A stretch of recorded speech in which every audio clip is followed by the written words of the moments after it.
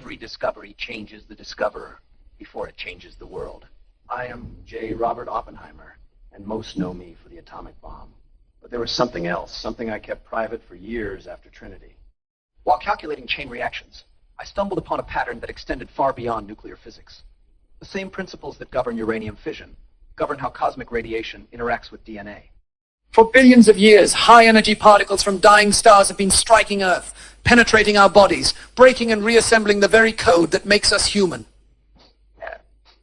This isn't speculation. It's measurable, constant, inevitable. Every breath you take, cosmic rays are rewriting parts of your genetic blueprint. We are not the same species we were yesterday. We are not the species we will be tomorrow. Evolution isn't gradual adaptation. It's continuous atomic bombardment from space, creating mutations faster than natural selection can manage. Before we continue, take a moment to notice where you're listening from. And if this story stays with you, you're welcome to return tomorrow for what comes next. The artifact that changed everything sits in my desk drawer even now. A stack of handwritten equations, coffee-stained and dog-eared, showing the mathematical relationship between uranium fission rates and what I would later understand to be biological mutation frequencies. At the time, I thought I was simply calculating how to split atoms. I had no idea I was mapping the fundamental process by which all life evolves. Los Alamos in 1943 was a peculiar place. We had gathered the brightest minds in physics on a mesa in New Mexico, ostensibly to end a war, but really to unlock secrets that had been hidden since the universe began. I was 39 years old, scientific director of the Manhattan Project, and I believed I understood the scope of what we were attempting. I was wrong about that scope entirely. My days began before dawn with calculations. Chain reactions fascinated me because they represented a kind of mathematical poetry. One neutron strikes a uranium-235 nucleus, splits it, releases energy and more neutrons. Those neutrons strike other nuclei. The process accelerates exponentially. Critical mass, we called it. The point where the reaction sustains itself. But late one evening in March, working by lamplight in my office, I noticed something peculiar in the equations. The probabilistic models we used to predict neutron behavior followed patterns that seemed oddly familiar. Not from physics, but from something I had read years earlier about heredity in fruit flies. The way mutations appeared to cluster and spread through populations. I set down my pencil and stared at the numbers. The half-life calculations, the decay constants, the probability distributions, they were not unique to uranium. They described any system where individual units could be altered by high-energy impacts, including, I realized with growing unease, the carbon-nitrogen bonds that formed the backbone of living molecules. This was not a revelation that came suddenly. For weeks, I found myself thinking about it during meetings about plutonium purification and bomb assembly. General Groves would be explaining logistics while I mentally worked through the implications of what I was seeing. If the same mathematical principles governed both nuclear fission and biological mutation, then life itself was subject to the same forces we were trying to harness. I began requesting research papers from the biology department at Berkeley, ostensibly for radiation safety protocols, but really to understand how high-energy particles affected living tissue. What I learned disturbed me profoundly. DNA, the mysterious substance that German scientists had recently identified as carrying hereditary information, was remarkably similar to our fissile materials in one crucial way. Both were large, complex molecules that could be altered by particle bombardment. The difference was that uranium-235 splits completely when struck by a neutron of the right energy. DNA, when struck by high-energy particles, might change in subtle ways. A chemical bond broken here, a molecular structure rearranged there. In uranium, this led to explosive release of energy. In DNA, it led to changes in the instructions for building living things. I spent entire nights working through the mathematics. If cosmic radiation carried particles with energies comparable to those we were generating in our reactors, and if these particles had been striking Earth continuously for billions of years, then every living thing on the planet was essentially a walking chain reaction. Not the explosive kind we were building, but something far more subtle and profound. The mutation rates I calculated were staggering. Not the slow, gradual changes that Darwin had envisioned, but constant molecular bombardment. Every cell in every body on Earth was being struck by high-energy particles from space at a rate of several impacts per second. Most caused no damage, Some killed cells outright, but a small percentage caused exactly the kind of changes that would alter hereditary material. I remember the night I first understood the full implication. It was April 1943, and I was alone in the laboratory with my calculations spread across 3 blackboards. The numbers were clear. Cosmic radiation was not just affecting life on Earth. It was driving evolution itself. Every beneficial mutation that had ever allowed a species to adapt to changing conditions. Every genetic variation that had led to the development of new capabilities. Every step in the long journey from simple molecules to complex organisms had been triggered by high-energy particles from dying stars traveling across the galaxy to strike DNA at precisely the right moment and in precisely the right way to create something new. We were not separate from the cosmos. We were products of it in the most literal sense imaginable. Our genetic code was being continuously rewritten by forces originating in stellar explosions that had occurred millions of years before Earth even existed. This realization should have filled me with wonder. Instead, it filled me with dread, because I understood even then what it meant for the future of our species. The same forces that had created human intelligence were still operating, still bombarding our genetic material, still creating mutations at a rate far faster than natural selection could accommodate. We were not a finished product of evolution. We were a work in progress, being edited continuously by cosmic forces beyond our control or understanding. And now, with the atomic bomb, we were about to add our own high-energy radiation to the cosmic background. We were about to accelerate the very process that had created us, without knowing what the results would be. I closed my notebook that night and walked outside into the New Mexico desert. Above me, the Milky Way stretched across a sky unpolluted by city lights. Somewhere in that river of stars, ancient suns were dying, sending their death energy across the void to alter life on distant worlds, including this one. The mathematics were unambiguous. The implications were terrifying. And I was perhaps the only person on Earth who understood both. The modified Geiger counter that confirmed my worst fears still clicks in my memory.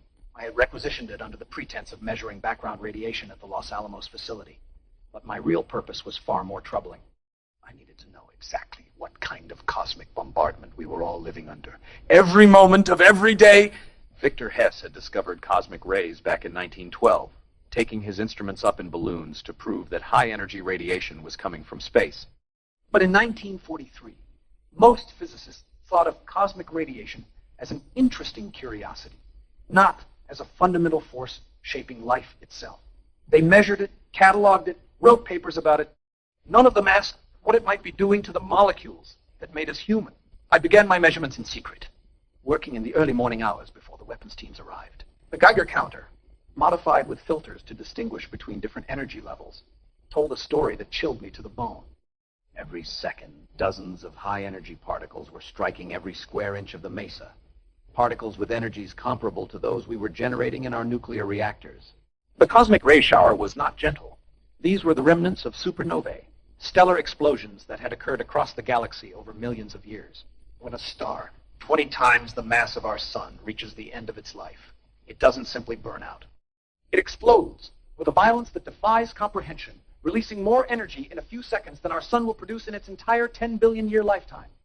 That energy, converted into high-speed particles, travels through space for eons before reaching Earth. Protons accelerated to nearly the speed of light.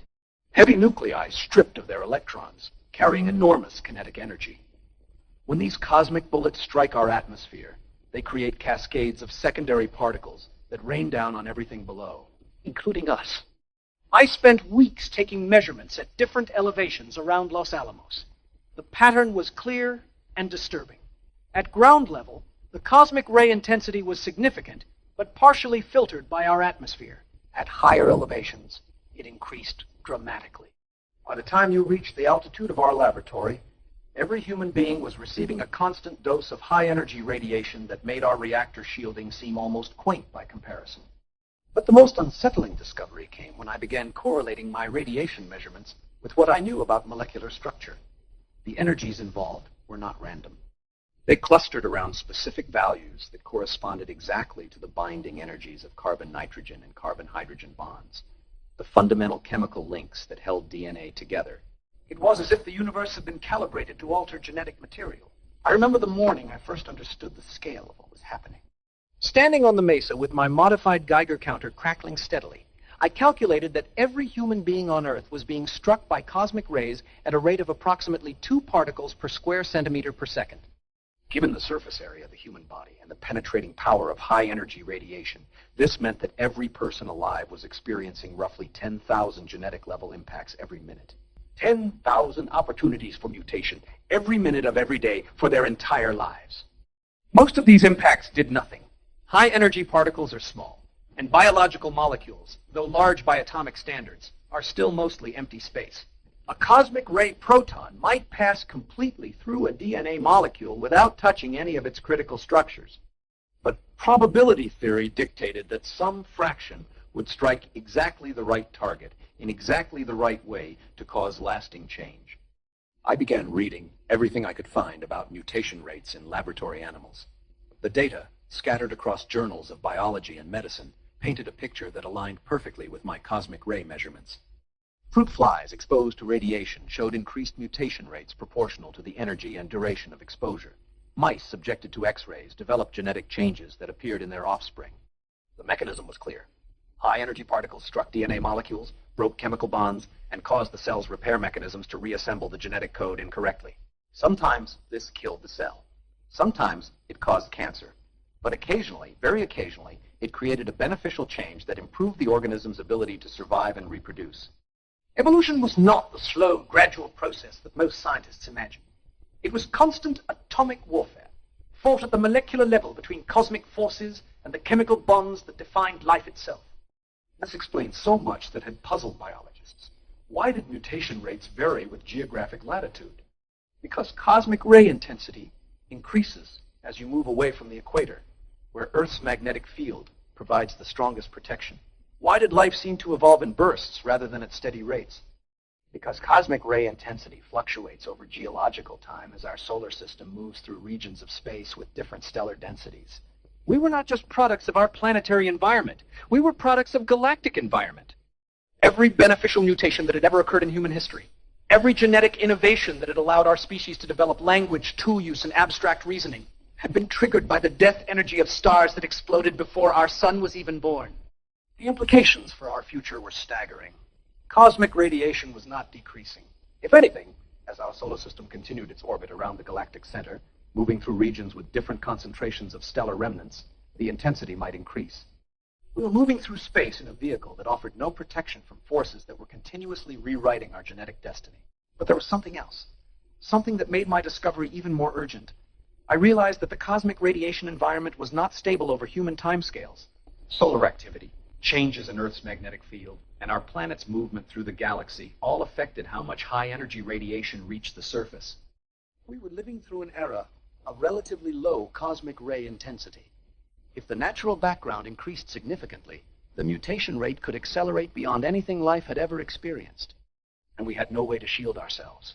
No underground facility could protect human civilization from cosmic rays energetic enough to penetrate miles of rock. No technology we possessed could deflect particles traveling at 99% of light speed. We were at the mercy of the galaxy itself. Standing there in the New Mexico dawn, listening to my Geiger counter document the invisible bombardment that was reshaping our species, I understood that I was witnessing something far more significant than nuclear weapons. I was measuring the cosmic engine that had created human consciousness and would determine our evolutionary future, whether we understood it or not. The correspondence that sealed my understanding arrived in a manila envelope marked Biological Research Division Confidential. Inside were notes from Dr. Herman Muller at Indiana University, documenting his experiments with X-rays and fruit flies. What I read in those pages transformed my cosmic ray hypothesis from speculation into terrifying certainty. Muller had been exposing Drosophila to controlled doses of radiation and tracking the genetic changes in subsequent generations. His meticulous records showed exactly what I had predicted from my mathematical models. High-energy radiation caused specific types of molecular damage to hereditary material. The mutation rate was directly proportional to the energy and duration of exposure. Most importantly, the damage patterns matched precisely what cosmic rays would produce in living tissue. I had requested these biological reports under the pretense of understanding radiation safety for our weapons program. General Groves was concerned about long-term health effects for personnel working with radioactive materials. But my real interest was in understanding how the same forces we were harnessing in our reactors had been shaping life for billions of years. What Muller's data revealed was both elegant and disturbing. DNA, that mysterious substance carrying hereditary information, was exquisitely vulnerable to high-energy particle impact. Not because it was fragile, but because it was precisely the right size and chemical structure to be altered rather than destroyed by cosmic radiation. Think of it this way. If you fire a rifle bullet at a house, you get a hole in the wall. If you fire the same bullet at a spider web, you destroy the web completely. But if you fire a pellet gun at a typewriter, you might change a single letter in a document. DNA molecules were like cosmic typewriters, large enough to absorb particle impacts without complete destruction, complex enough that small changes could alter their meaning entirely. The collaboration I established with Muller and his colleagues had to be conducted carefully. I could not reveal the full scope of what I suspected without raising questions about why the scientific director of a weapons program was so interested in evolutionary biology. Instead, I framed my inquiries in terms of radiation protection protocols and genetic damage assessment for atomic workers. But privately, I was piecing together a picture that filled me with awe and dread in equal measure. Muller's experiments showed that radiation-induced mutations were not random. They clustered around specific sites on chromosomes, suggesting that cosmic rays targeted particular types of molecular structures.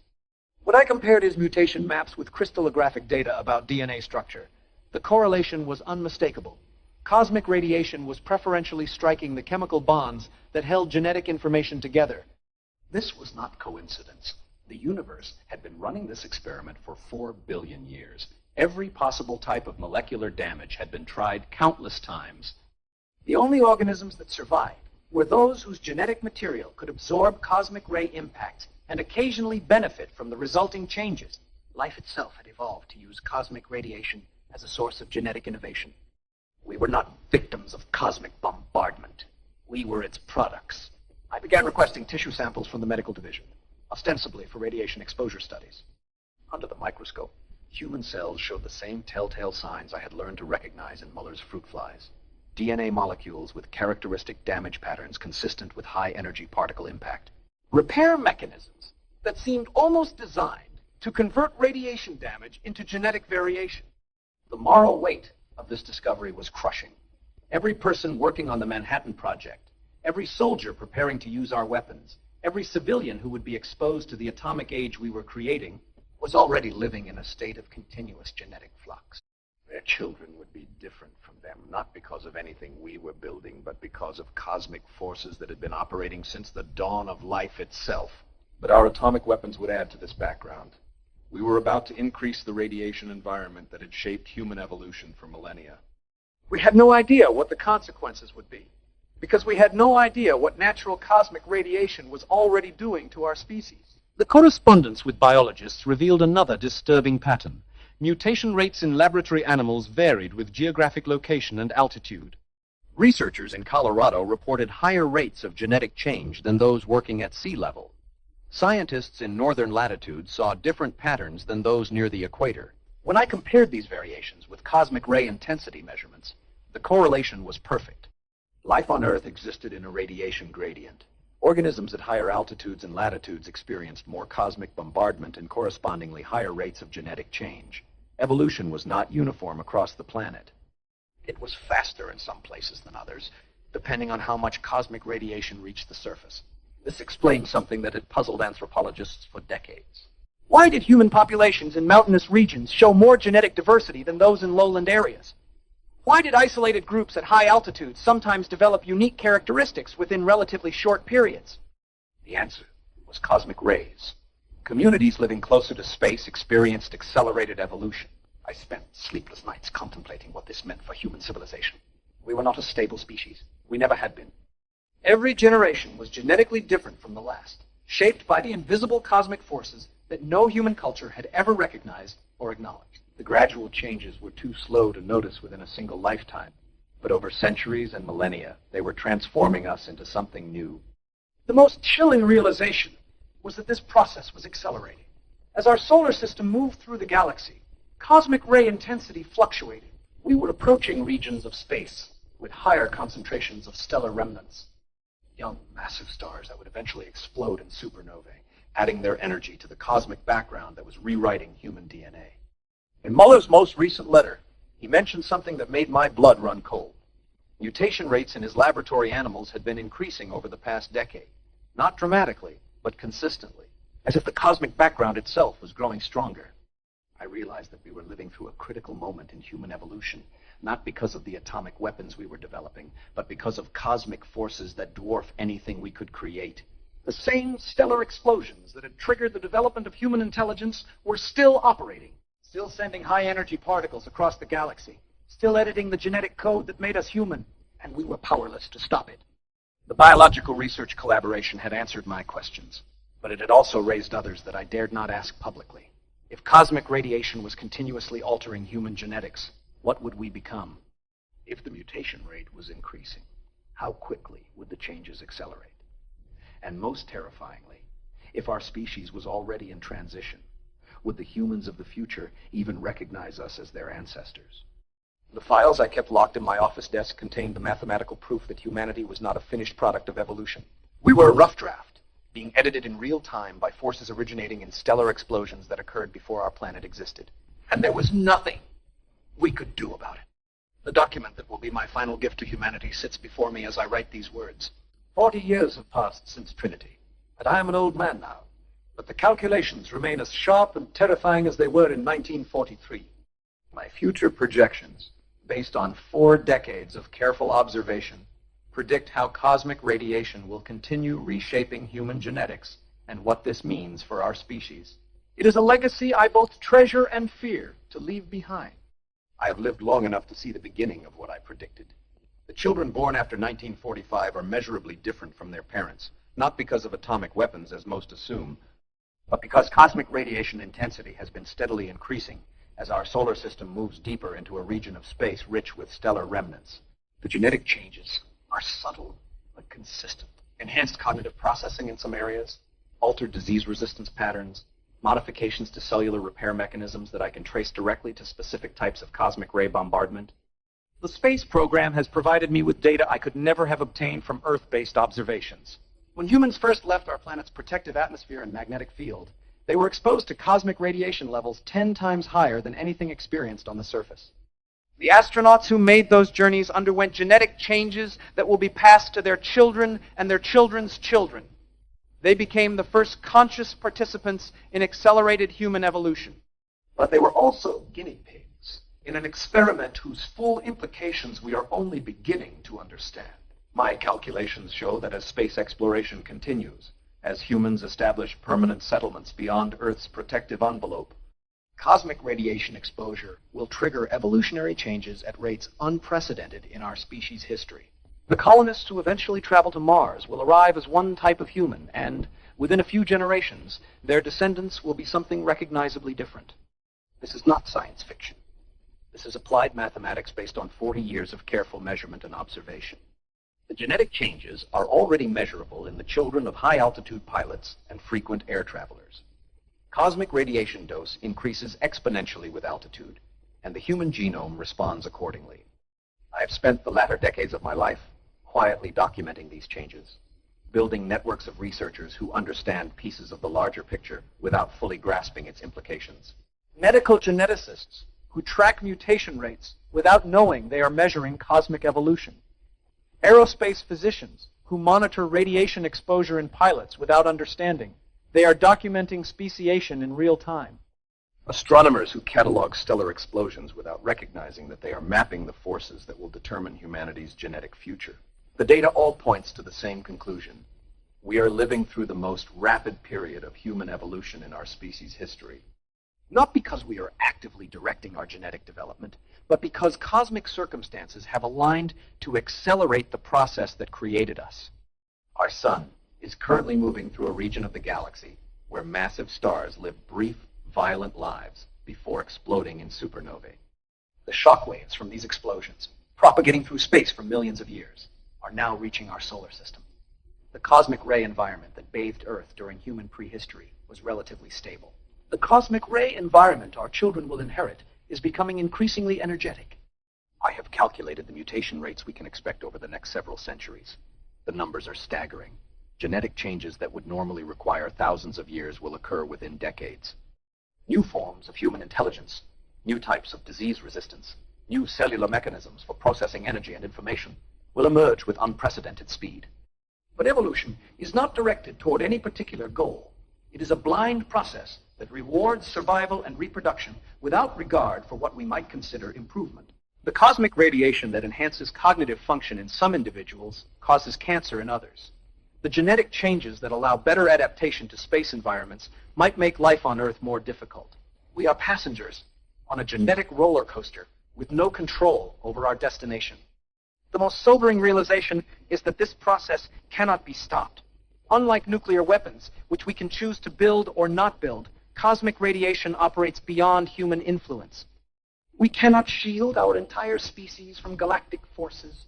We cannot deflect particles traveling at 99% of light speed. We cannot negotiate with the universe. The best we can do is understand what is happening and try to guide its effects in beneficial directions. This is why I have spent 4 decades building scientific networks and carefully documenting genetic changes. Future generations will need this information to make sense of what they are becoming. My legacy documents include detailed projections of how cosmic radiation will affect specific aspects of human biology over the next millennium. Brain development patterns will shift as cosmic rays preferentially target the neural growth factors that determine intellectual capacity. Immune system evolution will accelerate as high-energy particles alter the genetic instructions for producing disease resistance. Physical characteristics like height, bone density, and sensory acuity will change as cosmic bombardment modifies the developmental programs encoded in our DNA. These are not speculative scenarios. They are mathematical predictions based on established relationships between radiation dose and genetic modification. The same equations that described uranium fission in 1943 now describe human evolution in the cosmic age. But there is something else in my calculations, something that fills me with cautious optimism despite the magnitude of the changes ahead. The genetic modifications caused by cosmic radiation appear to be pushing human development in directions that will be beneficial for space exploration and colonization. Enhanced radiation resistance, improved cognitive processing, modified metabolic efficiency, as if the universe is preparing us for the next stage of our expansion beyond Earth. This may not be coincidence. The same cosmic forces that are altering our genetics are also creating the conditions that make space travel necessary. Increased stellar activity that accelerates human evolution also affects climate and atmospheric chemistry in ways that will eventually make Earth less hospitable. We are being simultaneously pushed and pulled toward a spacefaring future. I have tried to imagine what humans will be like in 500 years, when cosmic radiation has had time to work its full effects on our species. They will still be recognizably human, but enhanced in ways we can barely comprehend. Their brains will process information more efficiently. Their bodies will repair radiation damage more effectively. Their sensory systems will detect cosmic phenomena that we cannot even perceive. They will be the first generation of humans truly adapted to life in the cosmos rather than just on a single planet. Perhaps they will look back on us with the same mixture of affection and pity that we feel when we consider our cave-dwelling ancestors. Grateful for the foundation we provided, but amazed that we managed to accomplish anything with such limited genetic equipment. The question that haunts my final years is whether humanity will be wise enough to guide this evolutionary transition constructively. We have the scientific knowledge to understand what cosmic radiation is doing to our genetics. We have the mathematical tools to predict the changes ahead. What we lack is the collective wisdom to use this knowledge responsibly. My greatest fear is that future humans will use their enhanced capabilities to create divisions rather than unity. That they will see themselves as superior to their unmodified ancestors, rather than as beneficiaries of cosmic forces beyond anyone's control. That they will forget that they are participants in a process that began with the first stellar explosions and will continue long after our species has evolved into something unrecognizable. But my greatest hope is that the cosmic perspective will humble them as it has humbled me. When you understand that your consciousness was shaped by the death of stars that exploded before your planet existed. When you realize that your genetic future is being written by forces operating on scales of space and time that dwarf human civilization, you cannot help but feel a profound connection to the universe itself. We are not separate from the cosmos. We are its most complex product, at least on this small planet. And we are still being shaped by it, still being improved by it. still being guided by it toward a destiny we can barely imagine.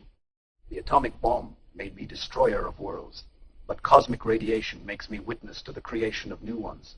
In the end, that may be the more important legacy. The future belongs to the children of the stars, all of us.